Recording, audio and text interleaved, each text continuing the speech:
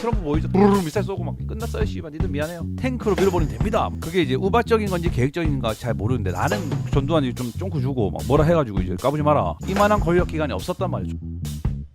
반갑습니다. 우리 킹주연 구독자 여러분들 그리고 이 팟캐스트 보이는 라디오를 시청하고 계신 우리 여러분들 반갑습니다. 오늘도 저번 영상에 이어서 제가 또 역사를 되게 좋아하는데 역사 중에서도 저는 근현대사를 되게 좋아했어요. 그때 뭐 좋아하게 된 계기가 뭐 여러 개가 있지만 저는 그 제5공화국이라는 드라마를 엄청 좋아해서 그게 되게 큰 그거거든요.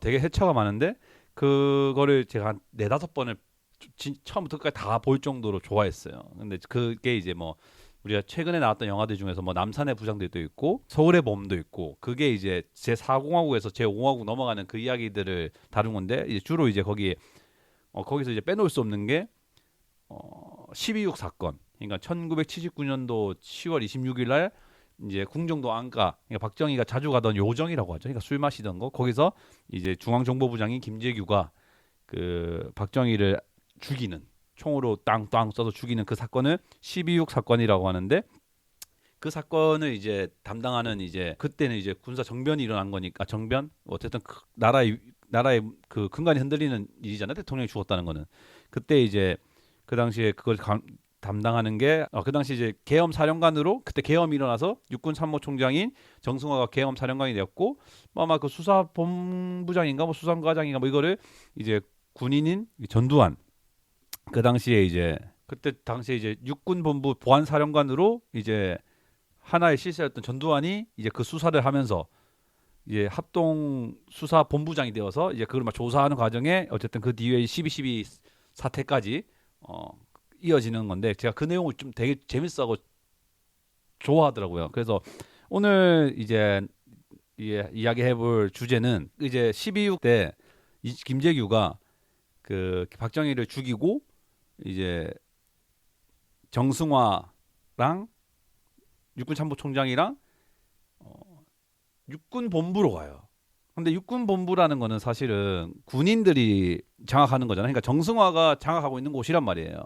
근데 그 당시에 그 김재규는 중앙정보부장이었단 말이에요. 근데 중앙정보부로 만약에 갔다면, 그러니까 육군 본부로 아닌 남산으로 갔다면, 만약에 12.6 사태 때 김재규가 남산으로 갔다면 이 역사는 또 어떻게 변했을까에 대한 뭐 아까 앞전에도 말했지만 역사에는 만약이란 없지만 만약에 12.6 사건 때 김재규가 정성화와 함께 이제 남산으로 갔다면 어떻게 됐을까에 대해서 한번 이야기를 해볼까 해요. 일단 12.6 사건에 대해서 좀 알아야 되는데 그 전에 이제 박정희가 어쨌든 핵심 인물이잖아요. 박정희가 어쨌든 죽었던 날이니까. 그러니까 박정희는 우리나라 대통령을 3번이나 해먹은 사람이에요. 우리나라 역사상 없단 말이죠. 3번을 해먹은 사람. 그러니까 뭐 없어. 전두환은 이제 2번 해먹었는데 따지고 보면 짧게 하고 좀 2년이 1년하고 5년 했나? 뭐 이렇게 이런 식으로 2번 해먹었는데 3번 해먹은 그 박정희가 유일하단 말이죠. 근데 박정희도 사실 군인이었고 이제 4.19 혁명을 통해서 대통령까지 올라간 사람이에요. 근데 이제 그 박정희 12.6 사건을 알기 위해서는 박정희의 그때 당시 분위기를 알아야 되는데 이제 박정희가 대통령을 처음 이제 4.19 혁명을 일으키고 원래는 민간인한테 그 이양하기로 했는데 어기고 자기가 대통령 선거를 나가서 대통령을 해먹어요. 그때 당시에 법이 이제 4년 연임제였단 말이에요. 그러니까 4년씩 2번 할 수 있었어. 그래서 박정희가 2번을 해먹어요. 그 연도가 1963년에 한 번 해먹고 1967년도에 2번 해먹었단 말이야. 그때는 이제 범법상 대통령이 3선을 금지, 3번 나오는 건 안 된다라는 건데 1969년도에 이제 3선 가능하게 하는 게 3선 개헌이라고 있어. 이거는 사실은 3선 개헌할 때 이제 중앙정보부가 국회의원 때려 조져가지고 했다는 이야기가 있긴 하더라고요. 그게 이제 내용이 어디 나오냐면 그 남산의 부장들에서 이제 이병헌 전 이제 각도원이 이제 주축이 돼서 그때 그 당시에 각도원이 중앙정보부장이었는데 그 극상에 그때 이제 국회의원 잡아 때려가지고 삼선 개헌을 하고 물러나는 게 남산의 부장들이 나온단 말이에요. 그 내용이 한번 보시면 알 것 같고 그러면서 이제 삼선 개헌을 하고 1971년도에 대통령 선거가 일어나는데 그때 그 전까지는 윤보선이랑 붙었었어요. 근데 그 다음이 세 번째 때 이제 박정희랑 김대중이랑 붙어요. 근데 이 내용이 또 어디 나오냐면 영화에 그 고 이선균 씨가 맡았던 킹메이커. 킹메이커에 보면 그렇게 어쨌든 비슷하게 나와요. 그때 이제 거기에 그 설경구 배우가 아마도 김대중 역할인 것 같고 거기 이제 킹메이커에서 서창대란 역할에 고 이성균 배우가 연기를 하는데 그게 이제 그 시기에 그 앞에 정치인들 나이 많은 정치인들이 다 계속 졌단 말이야. 그리고 약간 그 뭔가 좀 일부러 진화할 정도의 그냥 영화에선 그래요. 근데 그거를 이제 젊은 사람들이 깨우치자 해가지고 이제 자기들끼리 그 야당에서 이제 자기 젊은 사람들끼리 붙어서 김대중이 그 대통령 선거로 후보로 뽑히고 그래서 이제 나오는 게 이제 킹메이커 내용이 나오는 거고 그래서 이제 어쨌든 박정희랑 김대중이랑 붙는데 결과가 박정희가 졸라 힘들게 이겨요. 그러니까 아마 윤석열 그 이재명까지는 아닐까. 그때 뭐 만 표였나 뭐 그렇게 차이 났나 모르겠는데 그 정도는 아니지만 역대급으로 차이가 안 난 거야. 그러니까 이제 어쨌든 삼선 개헌은 했고 이제 박정희가 계속 좀 해먹어야 되는데 불안했던 거지. 다음에 붙으면 이게 자신이 없는 거예요. 박정희도 그리고 박정희 참모 애들도. 그래서 1972년도 10월 달에 애들 10월 유신이라고 해가지고 비상계엄을 때려버려요. 윤석열은 이제 하루 만에 실패를 했지만 이제 박정희는 그때 당시에 이제 하나회라는 그런 조직을 통해서 군도 장악을 아직도 하고 있었고 그리고 국회도 사실은 뭐 중앙정보부나 그런 그 경호실이나 이런 애들이 너무 세니까 국회도 사실 좀 누르고 있었고 그래서 어쨌든 그 10월 유신을 통해서 새 헌법을 만드는 게 그게 유신 헌법이에요. 유신 헌법이라 가지고 그냥 계엄 내에서 대통령이 그냥 다 좌지우지하는 거야. 그냥 전쟁 나면 대통령이 짱이잖아요. 지금 뭐야? 지금 트럼프 보이죠? 트럼프가 하는 것처럼 그냥 씨발 때리 죽여라 하면 부르르 미사일 쏘고 막 이스라엘이랑 부르르 때리는 거야. 그런 것처럼 언제 어떻게 죽어나가도 군법으로 이제 하니까 언제 어떻게 죽어나가도 모르는 거고 그리고 그때 당시에 이제 대통령을 어쨌든 또 뽑아야 될까 임기가 있으니까 그러면 간접 선거를 하겠다. 그 통일주체 국민회의라고 이제 국민들이 아니라 국민의 대표라고 해서 이제 지금 따지면 그거야. 북한이 선거하듯이 북한에도 선거를 한다고 한단 말이야. 지들도 뭐 그런 거를 하겠다는 건데 그러다가 그 연임의 제한이 없어. 그러니까 계속 해먹겠다 이거야. 그러니까 대통령 존나 해먹을게요. 끝났어요 씨발. 니들 미안해요. 나 대통령 계속 할 겁니다. 이런 느낌이야. 그러고 이제 그 당시에 긴급 조치를 통해서 이제 언론을 통제하고 막 사람들 잡아가도 되고 막 재판도 막 알아서 하고 막 그래버리는 거야. 그러니까 이때 이제 대한민국에서는 이제 분위기가 어땠냐면 경제적으로는 엄청 발전하고 있으니까 사실은 이제 먹고 살기 바쁘면 다른 게 눈에 안 들어오니까 경제를 먹고 살만 하니까 이제 정치에 대한 사람들의 인식이 높아진 거지. 수준이 높아진 거야. 드디어 이제 우리 또 계몽을 한 거야. 따지고 보면. 그래서 이제 그 시기에 이제 학생 운동도 이제 일어나고 그리고 막 야당들도 막 반발이 심했는데 그때 결정적인 사건이 부마 민주항쟁이라고 부산 마산에서 대학생들이 들고 일어난 게 있단 말이야. 그래서 그때 이제 유명한 일화가 있죠. 그래서 이제 궁정동에서도 막 회의를 하고 하는데 이제 차지철이 이제 어떻게 하느냐 이거 부산 어떻게 할 거냐 마산 이거 대학생들이 나오면 나라가 망한 거다 어떻게 할 거냐 그러니까 차지철이라는 경호실장이죠 그 당시에 경호실장이 야 씨발 뭐 학생들은 뭐 탱크로 밀어버리면 됩니다 뭐 이렇게 하고 뭐 탱크 보내자 뭐 그런 뭐야 그 특공대 보내자 이거 뭐 캄보디아에서는 수백만 명도 죽였다 뭐 이런 발언을 한 거야 실제로 이런 정도로 군의 나라에서 강경 진압을 하려고 했단 말이야. 그게 이제 배경이에요. 이게 12.6 사건이 이제 배경이 된 게 그런 도화선이 있었다. 그래서 이제 이거는 역사적인 흐름인 거고 그러면 이제 김재규는 왜 거기서 박정희를 죽였느냐 하면 아까 전에 그런 부마 항쟁이나 야당의 이런 논쟁을 하다가 이제 김재규가 차지철한테 정치적으로 좀 밀리고 있었어요. 사실은 중앙정보부라는 거는 이전까지만 해도 다른 권력 기관에서는 비빌 수가 없는 절대 권력이었단 말이야. 그러니까 이 대한민국의 모든 정보를 그 중앙정보부에서 가지고 있었단 말이야. 그러니까 어떻게 보면 그 박정희의 그 호위 부대였단 말이에요. 박정희가 장기 집권하게 만들 수 있었던 것도 중앙정보부가 있었기 때문이야. 근데 이 김재규 때 차지철한테 좀 밀린 거야. 박정희가 자꾸 막 차지철만 데리고 다니고 차지철을 이제 막 차지철한 이야기만 좀 많이 듣고 그러니까 김재규가 이제 어쨌든 차지철에 대한 이제 권력 투쟁도 있었고 이거는 이제 뭐 팩트는 아닌 뭐 팩트라고 하기는 그렇고 이제 짐작컨대 그랬을 것이다. 그리고 팩트 하나는 이제 그 남 그 팩트라기보다는 김재규가 말한 거는 나는 이 독재를 끝내려고 이렇게 혁명이다 이렇게 말을 했는데 뭐 그래서 어쨌든 그렇게 박정희가 죽죠. 그게 이제 12.26 사건이고 그 앞에 이야기까지 우리가 간략하게 찝어본 거고 박정희가 이제 죽고 이제 김재규가 권력을 이제 잡으려고 하는데 이게 이제 두 가지 생각을 할 수 있어요. 우리가 만약에라는 이제 어쨌든 거기 남산으로 갔다면 어땠을까라는 만약을 던지기 전에 만약에를 하나 던진 게 뭐냐면 이 김재규가 진짜로 계획적이었냐 혹은 우발적이었냐 차지철이 막 옆에서 쫑긋 주고 막 까불고 하니까 나 총 언제든 들고 다니니까 에라이 해서 영화에서는 남산의 부장에서는 차지철부터 쏴한단 말이야. 자기가 손까지 잘린단 말이죠. 그리고 박정희 죽이는데 근데 이제 그게 이제 우발적인 건지 계획적인가 잘 모르는데 나는 어쨌든 누구든 생각할 수 있잖아. 나는 이건 좀 사실 계획적이라보다는 우발적이라고 봐. 왜냐하면 그 아까 이제 그 김재규는 박정희의 최측근이란 말이에요. 그래서 박정희가 유신헌법이랑 이런 거 할 때 어떻게 장악을 했는지 다 봤을 거야.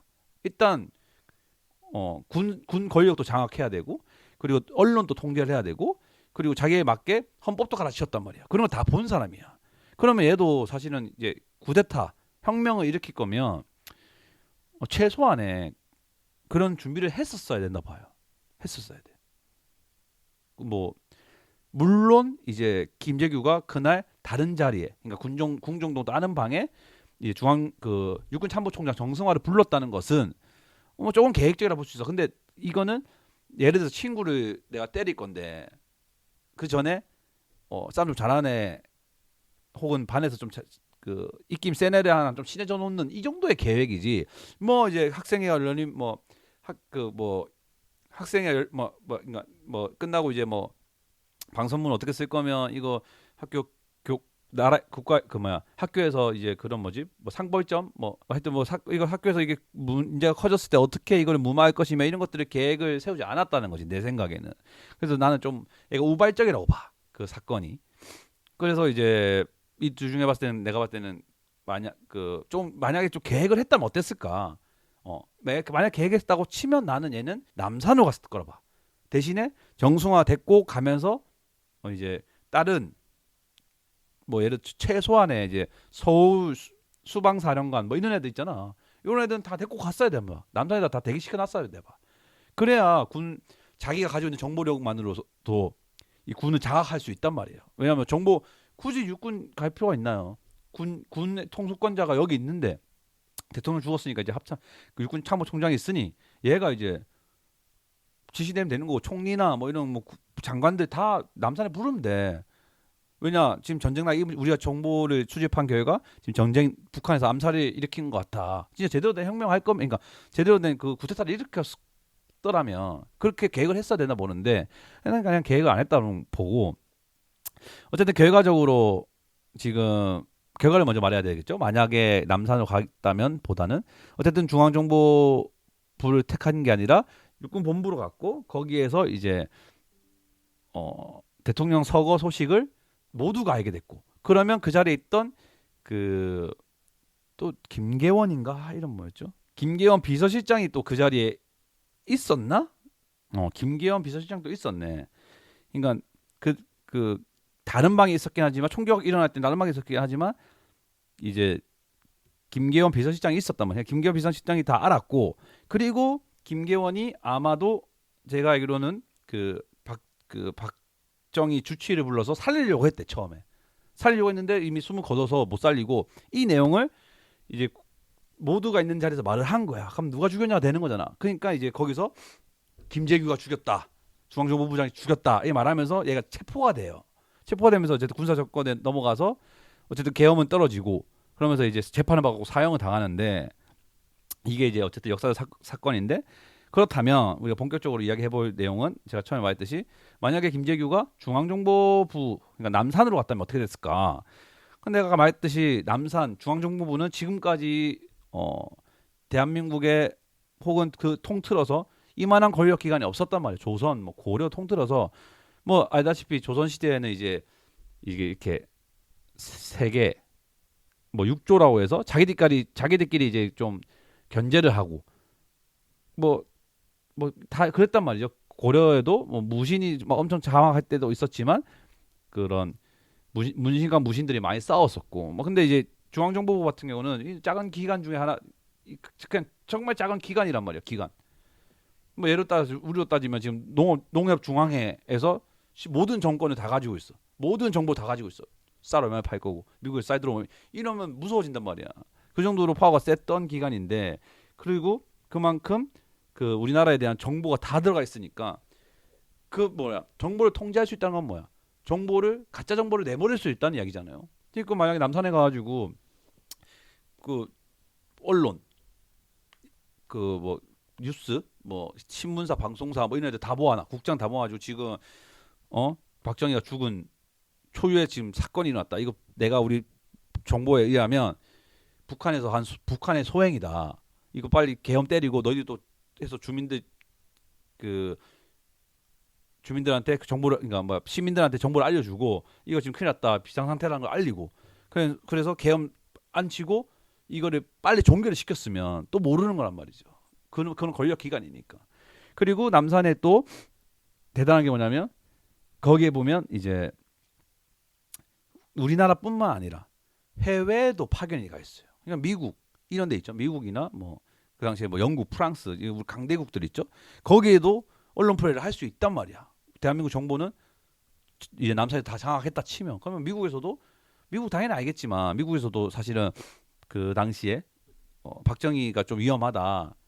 그래서 이거 이렇게 놔두면 안 된다. 이런 했었고 어, 그 해외적으로 세계적으로 그런 독재를 하고 있는 나라는 많이 없으니 북한이나 뭐 없으니까 북한이나 이런 뭐 중동 이런 데밖에 없으니 대한민국에 대해서 좀 예의주시하고 있었으니까 이 거짓 정보 퍼뜨려 가지고 세계에도 이렇게 장악하면 되는 거였단 말이에요. 그리고 이거 사건 딱 때리고 그러면 어쨌든 자기가 모든 실권을 가지고 있으니까 그러니까 쉽게 말해서 전두환처럼 했으면 돼요. 전두환처럼 맞잖아. 전두환이 12.12 일으키고 자기가 스스로 진급해가지고 따다다 포스터까지 올란 다음에 3스타까지 올라갔나? 뭐 하여튼 포스터가 다 이거 됐나? 해가지고 뭐 대통령 돼버리잖아. 지들끼리 그 박정희가 만들어 놓은 게 뭐야? 통일 주체 뭐 국민회인가? 그거 이용해서 대통령 지들끼리 이제 대통령 뽑아서 자기가 대통령 하면 되는 거였단 말이야. 그리고 어쨌든 그 계엄을 했고 그 사건 조사해야 되니까 전두환이 이제 그 당시에 보안사령관이었으니까 전두환이 사실 군 그걸로 따지면 김재규보다 아래 단계란 말이죠. 후배라 후배. 그러면 이제 어 전두환이 좀 쫑크 주고 막 뭐라 해가지고 이제 까부지 마라 해가지고 보안사령부 견제하고 군 내부에서 조사해서 전두환 따르거나 혹은 이제 박정희 좀 다른 애들 색출하고 그러면 이제 12.12 군사 반란 같은 게 안 일어났을 수도 있다는 거지. 그리고 만약에 김재규가 정말로 재판에서 말했듯이 자기는 이제 독재를 끝내기 위해서 왔다 치면 걔는 어쨌든 그런 리더의 욕심은 없었다는 거잖아. 그러면 좀 빨리 이제 유신헌법을 폐지하고 그 당시에 이제 막 김영삼 가택 잔금 가택 연금 하여튼 집에서 못 나오게 하는 거 그거 하고 막 김대중 잡아놓고 하는 그런 거 다 풀어주고 정치범도 다 풀어주고 이제 새로운 헌법을 유신헌법 업철폐하고 새로운 걸 해서 했으면 그 제5공화국의 주인공이 전두환이 아닐 수도 있다는 거지. 훨씬 빨리 왔을 수도 있지. 우리나라의 민주화가 보통 국민을 위한 나라. 그게 좀 안타까운 거죠. 그리고 이제 만약에 욕심을 좀 냈다면 이제 중앙정보부가 원래 이제 비밀 사찰 기관이니까 비밀 경찰이나 뭐 이런 거 다 뿌려놓고 이제 자기가 이제 유신 정권 위에 앉아서 중앙정보부가 독재를 할 수도 있었죠. 그거는 나는 사실 말이 안 된다 보는데 왜냐하면 김재규는 그 아까 말했다시피 그런 권력을 장악한 게 하나도 없었어. 그러니까 남산으로 갔더라도 어쨌든 김재규가 실권을 잡는 거는 불가능했을 거라 봐. 뭐 얘가 뭐 한 게 뭐 있어 사실은.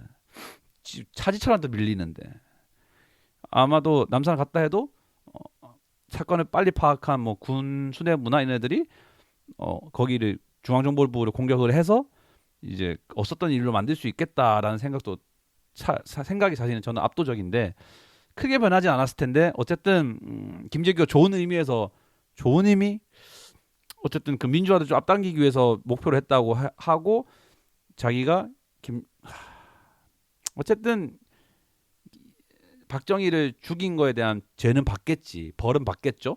근데 만약에 그 당시가 어쨌든 그 박정희를 신봉하던 김재규 전두환의 손아귀에서 안 놀아나고 그건 정말 민주화가 와서 법을 봐서 상을 받더라도 사형을 실제로 또 내리지 않았을 수도 있고 그렇게 빨리 처리돼서 버르르 물밀듯이 막 조사하고 막 성명 발표하고 그래가지고 막 사형을 때리는 게 아니라 정말로 얘가 진짜 그런 마음이 있었는지 철저히 조사는 최소한의 그런 철저한 조사를 받긴 했겠죠. 어. 그러니까 우리가 지금 이 시점에서 생각해 볼 부분은 이제 과연 얘가 남산으로 갔다면 아까 우리 앞에 했던 과정들 중에서 진짜 민주화가 좀 빨리 왔을까? 만약 그 전두환이 권력을 안 잡고 뭐 그런 생각도 해볼 수 있고 김재규가 정말 그 민주주의자였나 아니면 권력 투쟁자였나 뭐 이런 부분도 좀 생각할 수 있는 시간이었던 것 같아요. 맞죠? 근데 재미난 이야기, 챗GPT를 내가 또 이렇게 이용을 하면서 여러분과 대화를 나눴는데 이 챗GPT가 좀 재밌는 이야기를 하네 갑자기. 12.6 사건에서 박정희가 살 수도 있었던 순간이 있었대요. 박정희가 살 수도 있었던 순간. 이제 첫 번째로 처음에 김재규가 아까 말했지만 차지철에 먼저 쐈다고 했잖아. 이때 만약에 박정희가 그때 또 막걸리 먹고 있으면 막걸리 통으로 김재규 땡 때려가지고 하면 이제 총 뺏어줘 파박 했으면 살 수도 있었다. 이 개새끼가 장난치나 채찌피티 씨. 그리고 이제 박정희가 총을 두 방을 맞는데 첫 번째가 치명타가 아니었대요. 그때 이제 그 이유는 자리를 일어나거나 피하려는 움직임이 보였대요. 한 방 맞고 난 다음에. 그때 만약에 경호원이 있었으니까 강경 대응을 했다면 상황이 달라질 수도 있다. 그리고 김재규 권총이 한번 탄 걸림이 일어났다는 증언이 있었대. 또 이 순간에 박정희 이제 김재규를 제압했다면 또 살 가능성이 있었다. 그리고 또 더 큰 이야기를 말하면 어쨌든 그 안에 경호실장이 있는데 경호를 못한 게 잘못이잖아. 근데 차지철이 이제 그 현장에 죽지만 그때 차지철이 제대로 했다면 박정희가 그런 일도 없었을 거다라고 말을 하네요.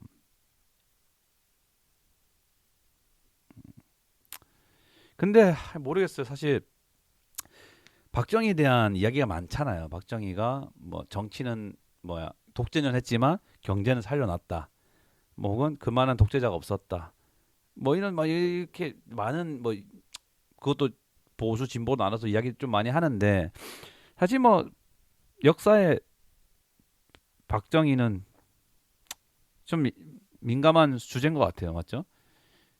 박정희가 살아 있었다고 해서 뭐 대한민국이 뭐 발전했다 혹은 뭐 망했다 이런 말도 할 수도 없는 거고 맞죠? 그것도 뭐 이야기해 보면 좀 좋은 주제긴 한데 너무 딥한 주제고 내가 따라가기에는 더 많은 광대한 정보가 있었는데 저는 드라마, 영화, 주워듣기, 챗GPT 저희가 학교 다닐 때 근현대사 배웠던 거 이런 걸로 이야기하기 때문에 끝까지 이야기 못할 것 같고 어쨌든 오늘 이야기한 부분은 만약에 남산으로 갔다면에 대한 이야기를 해봤습니다. 어떻게 제가 역사를 정말 좋아해서 아마도 이런 주제를 말할 때 제가 또 살짝 미리 좀 딥하진 않지만 약간 공부를 하는 것도 있고 저는 그런 것도 재밌더라고요. 이런 역사 이야기하고 있으면 그리고 또 역사에 대해서 알아야 또 똑같은 일이 안 생기죠. 우리가 이 12.6 사건도 사실 윤석열이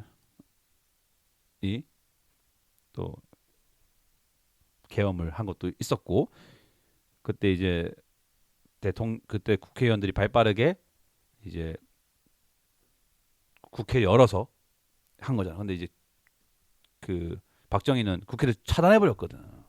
근데 그때 한번 그런 실패가 우리 역사에 기록에 남아 있으니 사람들이 이거 두 번 다시 일어나면 안 된다. 계엄이라는 거는 이렇게 대응을 했을 거야. 맞죠? 뭐 그렇기 때문에 역사를 안다는 건 정말 좋은 것 같아요. 그래서 제가 역사 이야기를 좀 더 할 것 같은데 앞으로도 제가 좀 공부를 해서 여러분한테 좀 역사를 알려주는 컨텐츠를 배워서 남주자라고 해서 이제 좀 진행을 할까 합니다. 네, 배워서 남주자. 어쨌든 이번 편까지는 배워서 남주자라는 타이틀 쓰지 않겠지만 다음부터 역사 이야기를 하면 배워서 남주자라는 타이틀을 쓸 것 같아요. 그래서 앞으로 배워서 남주자 컨텐츠도 좀 많이 사랑해 주시기 부탁을 드리겠습니다. 네, 지금까지 킹규현이었습니다. 감사합니다.